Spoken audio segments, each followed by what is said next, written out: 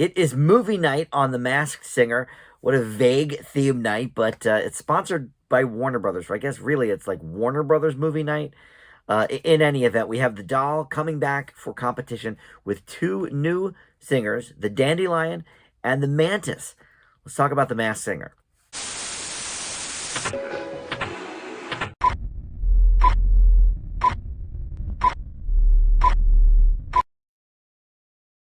Hey guys, Dan here. This is Dan Reviews It. Welcome to my Masked Singer recap and reaction video for the latest episode. This is movie night.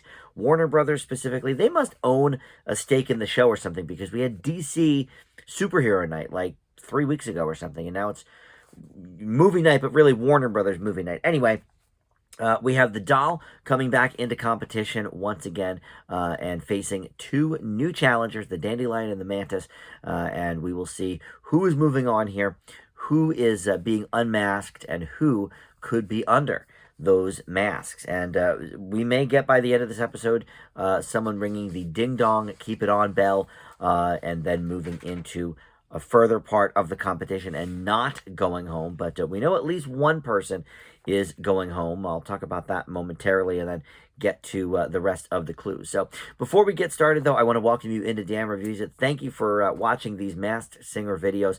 We do them every single week that there is a new episode, and I love hearing from you guys in the comments. Let me know your thoughts on who you feel might be under the masks.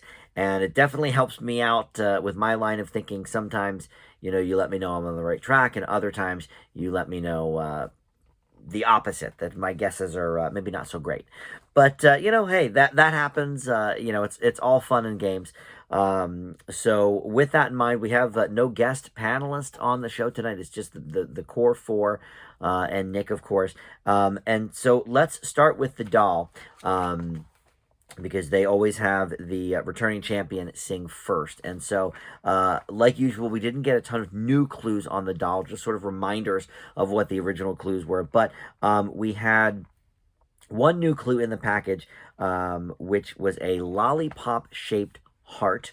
And then he did sort of give us a second clue that he has sang this song before that he's going to perform. And he did Jailhouse Rock, of course, the Elvis classic. And I suppose maybe Elvis had a contract with Warner Brothers for his movies. I don't know. But in any event, we had a guitar case come out after the performance with another clue that said King status. And he said, besides making movies, the King and I share making platinum records. So, all right. The doll, you know, I'm not going to beat around the bush here. Before we even get to the other people, the doll is the first person voted out. So we're going to go over the clues for the other contestants in a moment. First, let's just do the reveal, right, for the doll. So the new guesses this time around, well, Gene Simmons came from Robin, which he said that last week. Austin Butler was mentioned by Ken. Ken's guesses, by the way, keep getting worse and worse. It's actually irritating. Just, you know, I know that the producers tell him, hey, say the stupidest person you can think of, you know, that would never be under the mask in a million years. And look, this guy doesn't sound like Austin Butler. Even singing Elvis, you know, you would think you'd get a little bit of the Austin Butler Elvis in there. Not a whiff. Also, he's one of the hottest stars right now in terms of up-and-comers. Why would he ever be doing The Masked Singer? Like, it's like the first season when he would guess Oprah or Michelle Obama. It's like, dude, what are you doing? So anyway, that guess is stupid.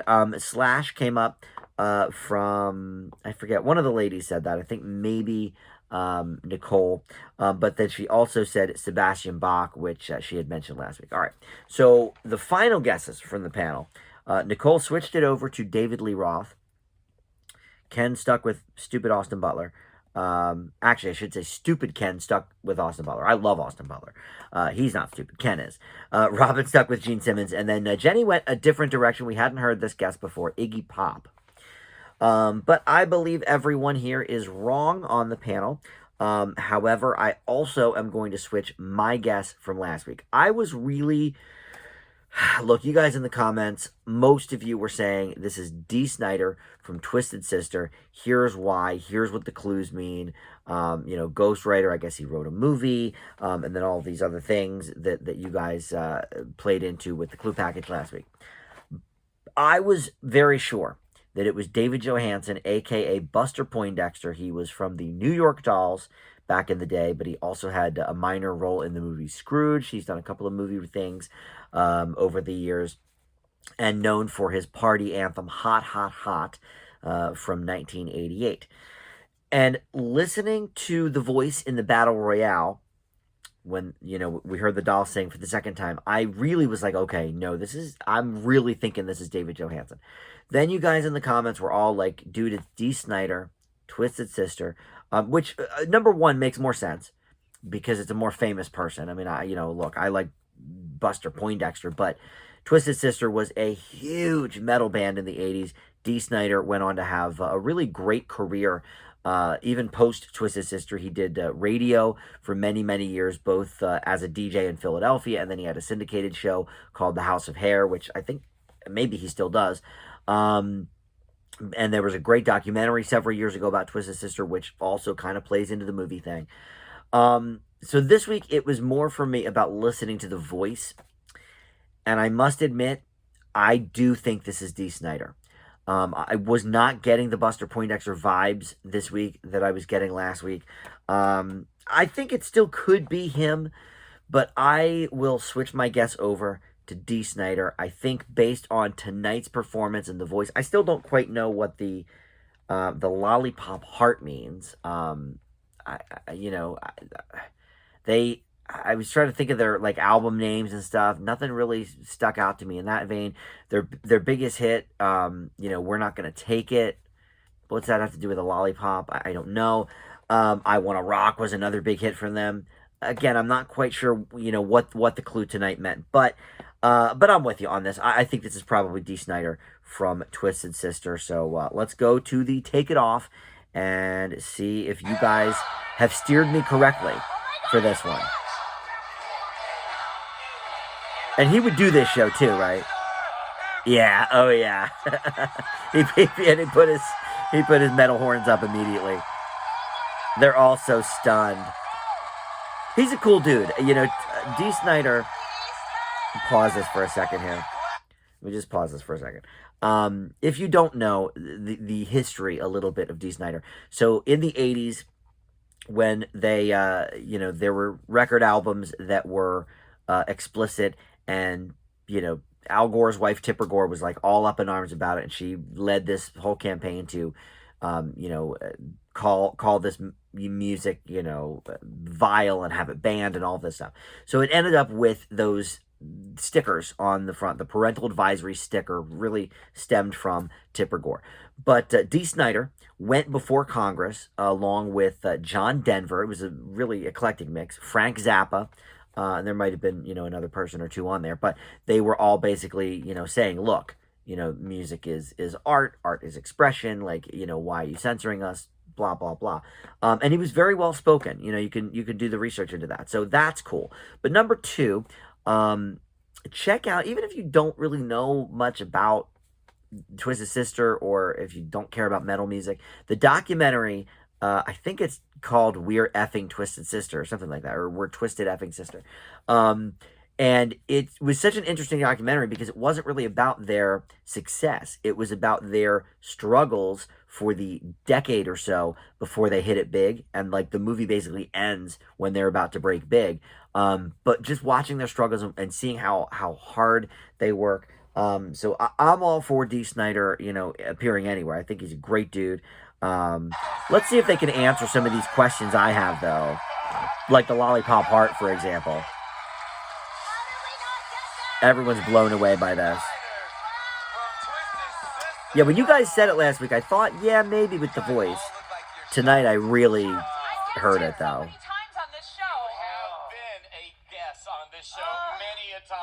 Yes, I know. Yeah. I couldn't believe you guys didn't get it. All right. Well, I don't know if they're going to give us any clues, but yeah, what's funny is they have guessed him in past seasons. I think maybe Brett Michaels was a D. Snyder guest. I forget, but yeah, he's one that pops up perennially. All right. Well, we'll move on from that. If there's anything else that comes out of that interview, I'll let you know in a moment. But let's get to the other two competitors, right? Dandelion and Mantis are the other two. One of these I am very confident on. And the other one I have like no clue on. So I kind of hope that one sticks around so you guys can give me some help in the comments. But we will see. All right, so the Dandelion. It was a Wizard of Oz themed clue package. She said, life has always felt like a movie, specifically The Wizard of Oz. Like Judy Garland, I started when I was a kid, worked with all the greats, Madonna, Flea, Sir Elton John, the living and the dead. But I was restless for a home, a place to play my keys. You know, we see a piano at that point. I put down roots in a musical city. Like Oz, a twister hit my home, but I rebuilt and learned there's always sunshine after the rain. And we see some Oz-related clues. Wizard of Oz is my favorite film, so I picked up on a few things here. The apple, the rainbow. There was an axe, like for the Tin Man. We did see a piano when she said it, and then we saw an angel at some point as well. That's not really Wizard of Oz related, but clue related anyway. And then she sang Over the Rainbow, or Somewhere Over the Rainbow, the classic from Wizard of Oz, which Warner Brothers does own, so that makes sense. And then we had Ruby Slippers, you know, bringing out the clue. You know, the men in black brought out the clue on like a platter, and it was the Ruby Slippers. And the clue said the word Billboards. And she explained from TVs, movies, concerts, and charting next to Olivia Rodrigo. All right, the guesses from the panel. Zooey Deschanel, who has been guessed pretty much every season, and it's usually Nicole that guesses her, but I didn't really hear that in the voice. Emmy Rossum from Shameless was Jenny's guess, which, you know, she played that Angeline woman last year in a miniseries, and she was like on all of these billboards in the 80s. And then Ken's horrible guess was Reese Witherspoon. But I'm going a different direction on this one. This is the one, by the way, that I'm confident on. I it's not like 100% guess for me, but you know, if I was a betting man, I would put money that this is the person under this mask. I think this is Vanessa Williams. And I don't have a ton of reasons why with the clue package, because I think the clue package was very vague. I don't really know much about her upbringing. I do know she started at a young age because, if you will remember, back in the 80s, before she was a singer and actress, she was a Penthouse model, or I think it was Penthouse, not Playboy. But in any event, she was Miss America, and then got her crown taken from her when it came to light that she posed for these nude photos. It was like not in the image of the Miss America pageant or whatever. And this was probably 1986, maybe, shortly before her singing career started. So certainly she was, you know, famous at a young age. Kid, I don't know, but young age, like Judy Garland, certainly. And Judy Garland, I think, was 18 when Wizard of Oz was shot. So I can't really place her doing music with Madonna, Flea, or Elton John, so I'm sort of stumped there. But in terms of billboards, certainly as a supermodel, she was probably on some billboards, but I think more to the point is the Billboard charts. She mentioned she charted next to Olivia Rodrigo. I'm not sure that Vanessa Williams has a lot of current music out, but it's possible. And certainly she did some soundtrack work over the years. Olivia Rodrigo, obviously a newer name, so I can't quite put my finger on that either. But here's the thing. Vocally, it took me the whole song to figure it out, but the voice for me is unmistakably Vanessa Williams. And again, I'm not 100% on this. It's more of like an 80 to 90%. But I've been watching the TV show Ugly Betty lately. I've never, you know, I've seen a few episodes here or there, but I've never gone through the whole show. So I've been doing that the last few months. And Vanessa Williams is one of the stars of that show. So I hear her voice all the time. And so when she was singing, and I have, you know, some of her old albums and stuff, and she did have a #1 Billboard charting hit with Save the Best for Last. So I don't know what any of the Oz clues means really, except for the early age stuff. But I think this is Vanessa Williams. That's my best guess at this point. Now moving on to the Mantis. No clue on this one, so I kind of hope the Mantis sticks around so y'all can fill me in the comments. So this was a movie trailer, movie preview clue package, and the guy that used to do the In a World is passed away now, but In a World, da da da da da.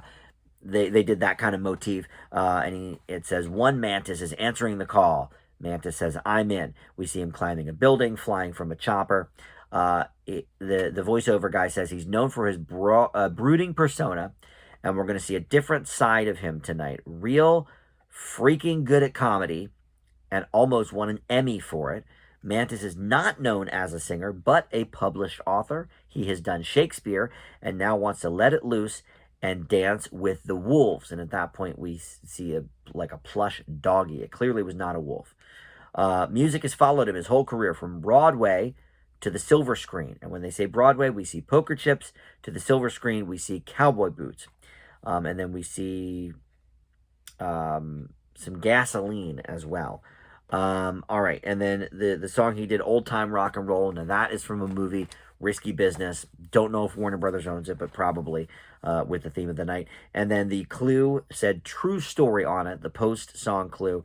And what he said was, representing a legend was instrumental to my success, and it was an honor to do so. So we're thinking maybe somebody that has portrayed someone in a biopic, but it's got to be somebody who thinks of themselves as funny.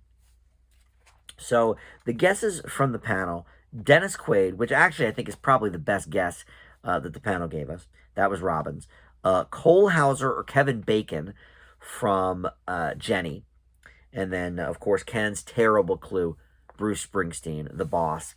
I just saw Bruce Springsteen live a couple of weeks ago. Number one, he's on tour, so he ain't doing The Masked Singer. Number two, I mean, he's got about as unmistakable a voice as Michael Bolton from the other week. If it was Bruce Springsteen, we would know it, right? So it's not him.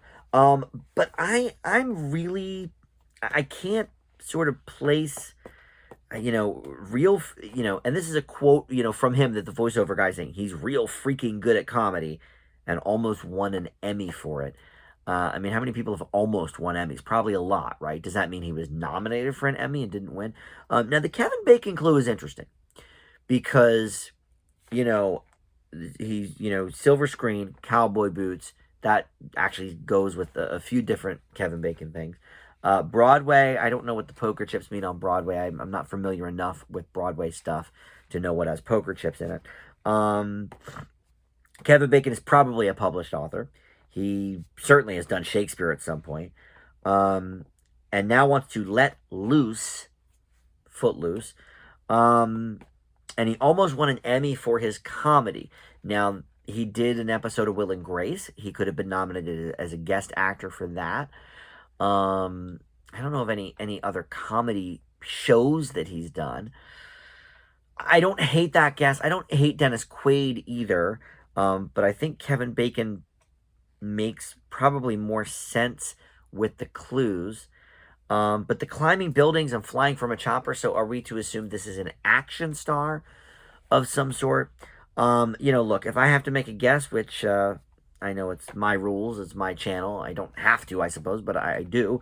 I do make guesses. I'm going to say this is Kevin Bacon, I guess. I don't love it, and I don't think it's right, so I want you to tell me in the comments. But look, we still have the Battle Royale coming up. I will see here who is the one getting voted off. Maybe the Mantis will return next week, and you guys can help me in the comments. We shall see. Well, I thought this might happen. They did decide to ring the ding-dong keep it on bell, which is good because it would have been the Mantis going home, and I don't like any of the guesses, to be completely frank. So the song that they sang in the Battle Royale was I've Got a Golden Ticket from the classic film Willy Wonka and the Chocolate Factory. And they did like a Warner Brothers commercial, by the way, with like Nicole sort of talking about Warner Brothers and their 100 years. So this is like for sure. And they had the big WB logo at the end of the Take It Off with the Snyder. So yes, this is officially not just movie night, but Warner Brothers, 100th anniversary movie night, whatever. But anyway, so they sang "I've Got a Golden Ticket," and the Mantis sang so completely differently from when he sang "Old Time Rock and Roll." I got a younger sounding voice this time, and I got a more theatrical Broadway type of voice from the performance. So I'm glad that the Mantis is not going home, because I definitely need your help. I mean, Kevin Bacon is the best I have to go with, but I really do think it is someone probably younger and maybe not as famous. I mean, that's a very, very famous person that would be under that mask. I'm not saying that he wouldn't do it. He does seem to like to have a good time, and he has his band with his brother, the Bacon Brothers. But I guess we will not find out this week, which is just fine by me, because I was literally about to write down, like, that I already didn't get it wrong, because now I'm what? D. Snyder made me 10 right out of 13. I was about to just write 10 out of 14, because I know I'm wrong on Kevin Bacon. So let me know who the real person is. But I think I'm on to it with the Dandelion. Vanessa Williams is my guest there, and I would love to hear your feedback on that in the comments too. Nick mentioned that next week will be Masked Singer in Space. I don't know what that means. I don't know why they started these theme weeks. I mean, I kind of like them. They're sort of neat. And they sometimes do give you clues to who could be under those masks. It could be a big Warner Brothers star under the Mantis' mask. I'm not sure. But in any event, we will find out next week. Well, the Mantis won't be here next week. He'll move on to like the Ding Dong Keep It On bonus week or whatever, where we have the three, which, do I even know who rang the bell? I forget now. I think the Pentatonics was one of them, or who I think is the Pentatonics. That's California Roll. The Macaw, I think, might be one of them. Or no, maybe the Macaw moved on. I don't know. So far, we don't know. Let's see. Well, I just don't know. Anyway, we'll figure that out, because that's a few weeks away. But next week, the Dandelion will return to face off against two new competitors, and that will be the final week of this round. And then I think we're moving on from that to the Ding Dong Keep It On week, and then the quarterfinals after that. So stick with me. Let me know in the comments your thoughts, and we'll see you next time on Dan Reviews It. Thanks for watching. Bye.